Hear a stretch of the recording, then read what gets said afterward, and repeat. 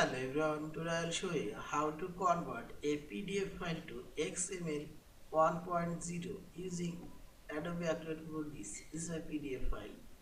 Now select Tools option and select here Export PDF option, and now select More Formats option, and here you will find this XML 1.0 and check here and click this setting option. Here you can change, you can use subfolder for images and generate images, generate tags, add file, generate bookmark, and also you can change the encoding option if you like. And output you can select TIFF or PNG, JPG, and JPG.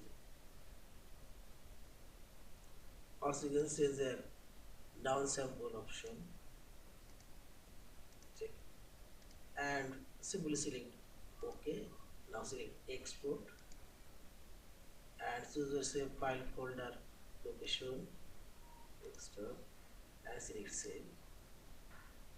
And this is an XML file now created. Yeah, this is. Thank you for watching. Please subscribe, like, share, and comments.